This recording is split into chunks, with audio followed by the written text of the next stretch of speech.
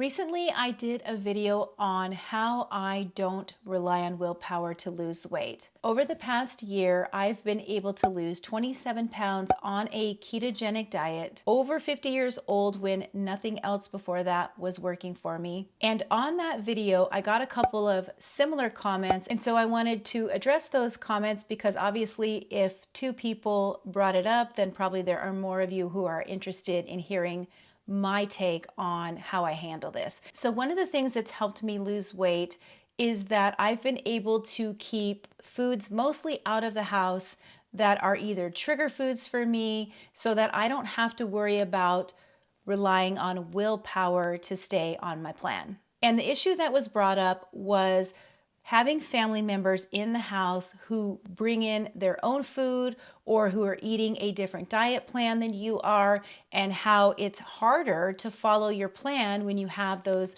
foods in the house. So this was an issue that I had to deal with, especially back in the beginning of my plan at the beginning of 2024 when I was just starting out, because none of my family members were following anything close to the plan that I was eating. So one of the things that I asked my husband to do, he does all the grocery shopping, is it was fine for me if he was going to eat the same foods that I used to eat, like the cookies, cakes, candy. If he wanted to eat that, that's totally fine. It's his choice, it's his life. He gets to choose what he wants to eat.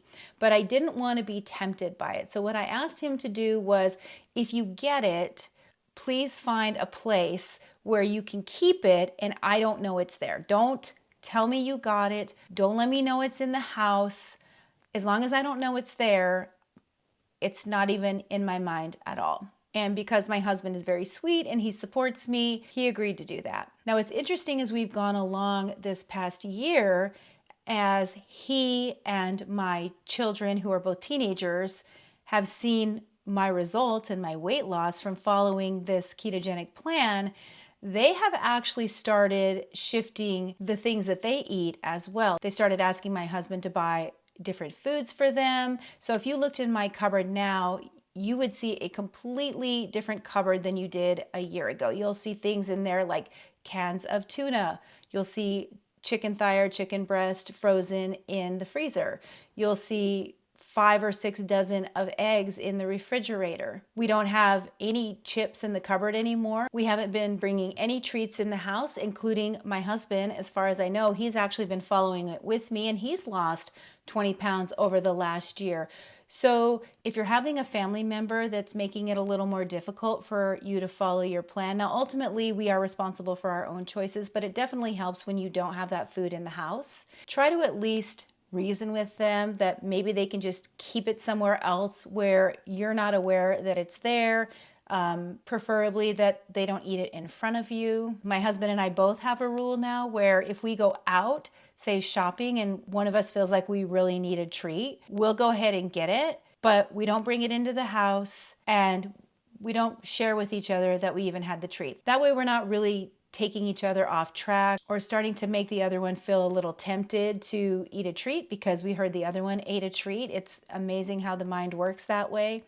But we try to keep that to ourselves while we're still staying on the plan. Because realistically for me, I don't think I'm ever going to not have any treats or any sweets. So every once in a while, I do allow myself to have a treat if I'm out somewhere and I really feel like I need one.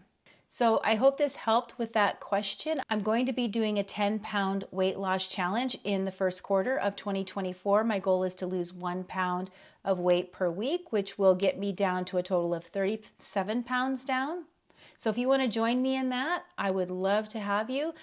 Let me know down in the comments how it goes for you. I'm also going to do a weekly check-in with you and just let you know how it's going, things that are working, things that didn't work for me, and maybe we can share those things together down in the comments. Otherwise, I hope you have a great day and I'll see you in the next video.